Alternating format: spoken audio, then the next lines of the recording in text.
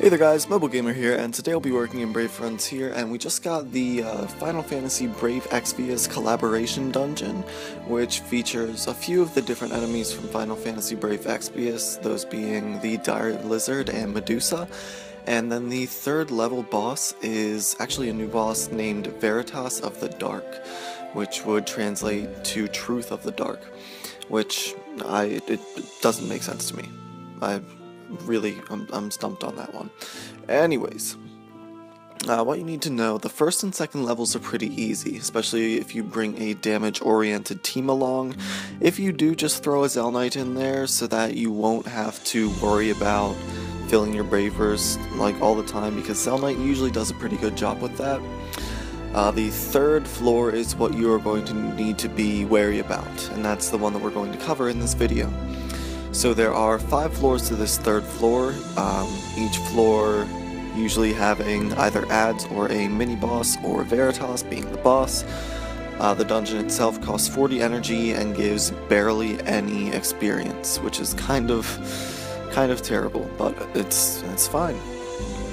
So the first 2 floors are generally always ads, usually 3 to 4 of them, just so that you can get your BB gauges and OD gauge filled, at least for a start. The third floor will either be Medusa or a Dire Lizard from what I've seen so far. That being said, I haven't run it too many times, so I wouldn't totally know.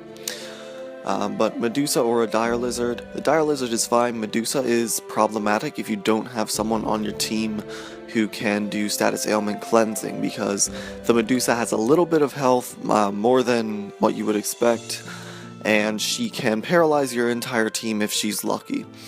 And if she paralyzes even 5 or 4 of your units and you don't have a status ailment cleanser, it can become really problematic and actually turn into a waste of 40 energy for you, so you do not want that.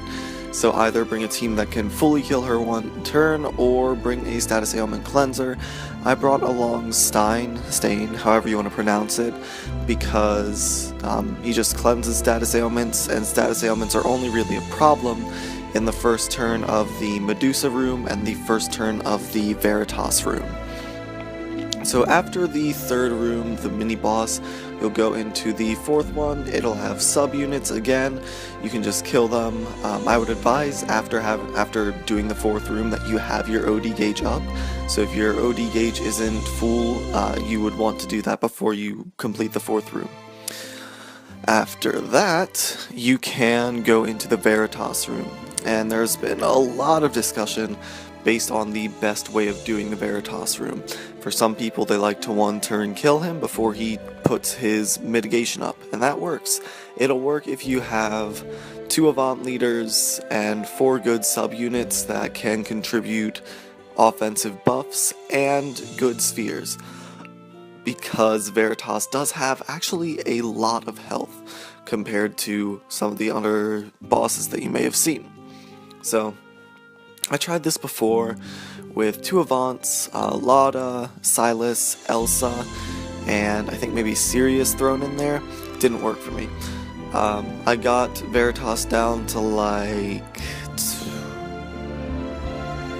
It was like 40% health on the first turn with Avant's UBB, and then it got problematic really quickly because I didn't have a mitigator and he had his mitigation up. So, yeah, I died. My plan is basically bringing units that can survive the dark power hits, even though with this plan you won't face a lot of them, and ultimately just damage control. Damage control is the name of the game, especially if you don't have enough units, or you don't have the spheres, or you don't have the friend units to be able to do a one-turn kill squad. Damage control is the name of the game. So basically, Veritas will gain his dark shield if you do more than, I'd say, like 10% of his health in damage in a single turn. So for this, immediately, if you haven't turned it on already, you want to turn on the health percentage for the health bar as well. So you want to make sure that you are not doing any more than 10% damage per turn, basically, of Veritas' health. There's been some speculation among a lot of people that if you kill the 2 enemies that are by his side in the first turn, that you will start getting attacked by the Dark Power attack, which is the fixed 99,999 damage attack. And I've found actually in my battles that that is not true. I think it's whenever he puts up his Dark Shield power that he will start throwing out those Dark Power attacks more frequently. Now that's not to say that if you don't do 10% of damage in the first turn, if you do like 8% of damage in the first turn just to play it safe, that he won't hit you with a Dark Power attack. I'm pretty sure that the Dark Power attack is very temperamental in the way that it works. I think it's entirely based off of RPG, as is most of this fight, because this fight is just a mess. It's such a nightmare to get through if you don't have an OTK squad. But, that being said, you shouldn't find a lot of Dark Power attacks up until you reach like 30% of his health, if you're just whittling him away 10% health at a time per turn. So, what you can either do at 30% health is wait him out until he uses his Finger Snap attack, and then use a UBB such as Sirius's, where you get the damage buff and the mitigation, or Arcs, where you get the same thing. Or you can just keep doing the 10% intervals of health just to play it safe. The 2 things that I have noticed about this fight are that at 50%, Veritas will usually do a Dark Power attack, or 2 Dark Power attacks in the same turn. It's tough to say which one it does because the fight is so variable in its nature that you can't really determine definitively whether or not he does 1 Dark Power or 2 Dark Power attacks on 50%, or if he does it 3 turns later or something like that. What I have noticed is that if you use a UBB to get him under the 50% threshold, he will usually Finger Snap all of the buffs away the next turn. So what you want to do if you're going for the nuke until he's dead, you'll probably want to go until he's at 30% health, wait until he does his Finger Snap attack, then UBB and knock him out.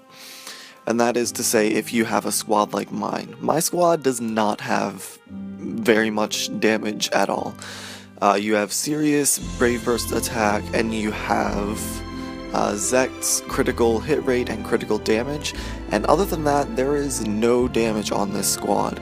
Zelnight's leader skill doesn't provide a damage boost, Zekt's leader skill doesn't provide a damage boost. You are really at a low if you're using this squad, and that's okay, because you are just whittling away his health in 10% intervals or less, so you don't really need that. What I found was useful is using good spheres, good high-level spheres, and using status spheres, and then using mitigation spheres. I had the Pentalocust, the whatever device it is that you get for mitigation.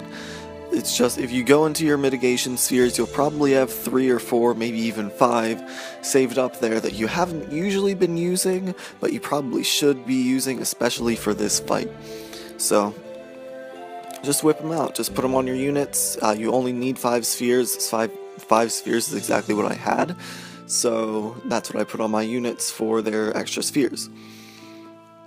That being said, whenever you look in the video to see how the damage mitigation stacks up, especially with my squad, you'll see that Zekt's leader skill knocks 15% of the dark damage off immediately.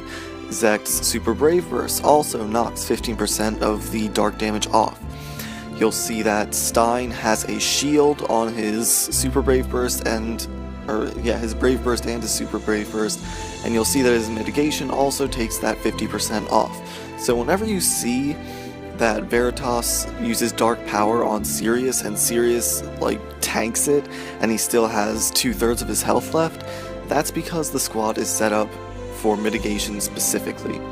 If you go into this without having any kind of mitigation, he will do that, the 5/9 power attack, that will immediately wipe a unit.